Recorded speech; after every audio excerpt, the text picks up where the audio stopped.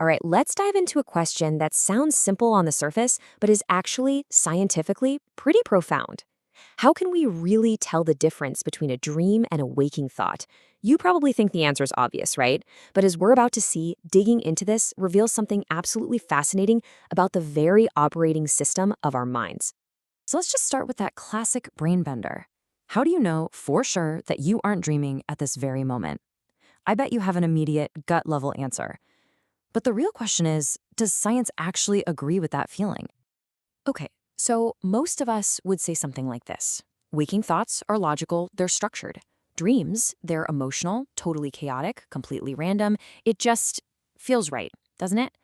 But what if I told you that some of your most logical, maybe even boring dreams are the ones that give scientists the biggest headaches? And that brings us right to the heart of the scientific challenge here. Because when researchers try to classify our mental states, they found that just looking at the content of a thought, whether it's thematic or emotional, is surprisingly unreliable. It's a real puzzle. This led them to an initial idea, a really simple and elegant one called the theme-emotion ratio, or TER for short. The whole idea was to just measure how strong the theme or the plot of a thought is and compare that to how intense the emotion is. So a high theme to emotion ratio, that should mean you're awake and thinking logically, right?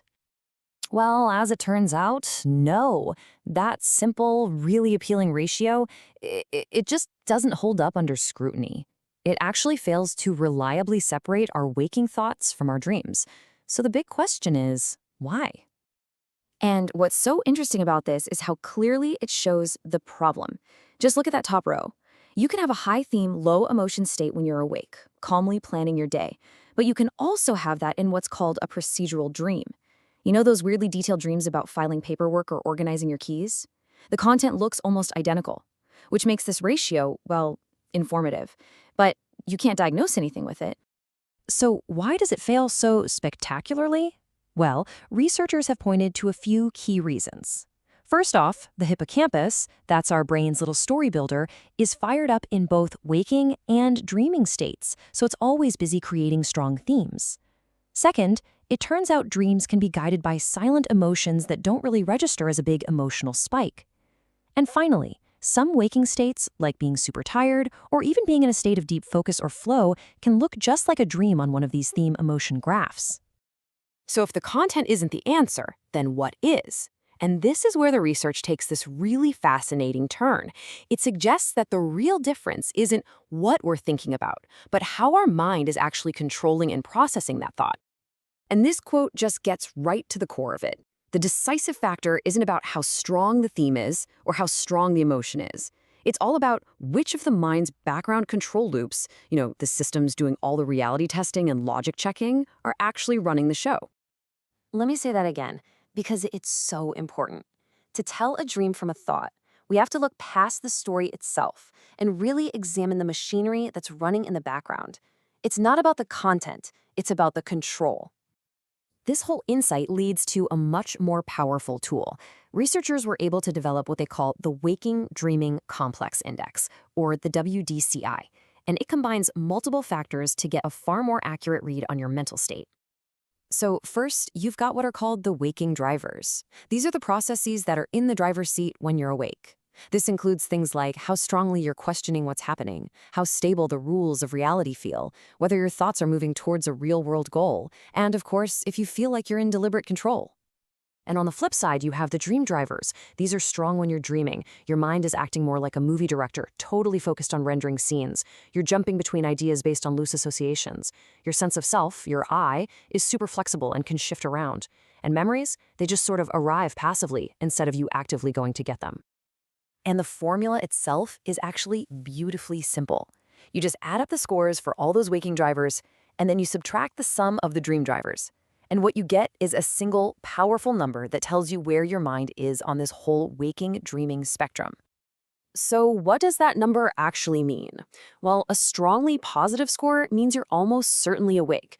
A strongly negative score means you're very likely dreaming.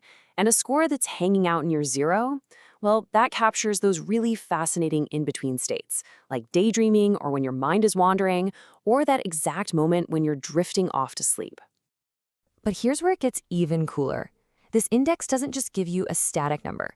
It actually lets us map the shape or the arc of different mental states. It turns out that different kinds of thoughts and dreams have their own unique signatures.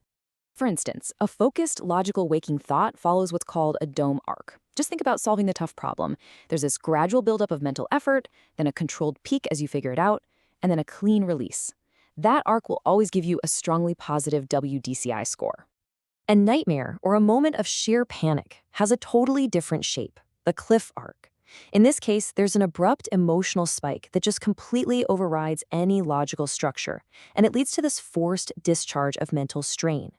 The WDCI score here, definitely negative.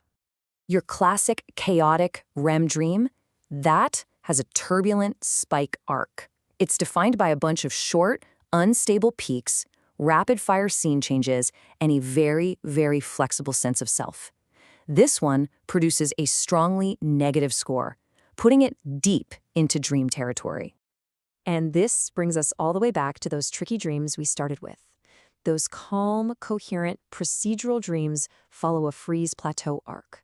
The theme is strong, but the emotion is low. And, this is crucial, that questioning control loop is super weak. Their WDCI score hovers right around 0, which explains exactly why they're so hard to classify with those simpler measures.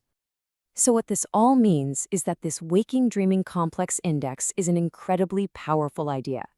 It can actually distinguish a logical dream from anxious waking thoughts. And it can map the subtle shifts our minds make all the time between focused, controlled thinking and that free-flowing, associative kind of thinking. And this quote really synthesizes it all perfectly.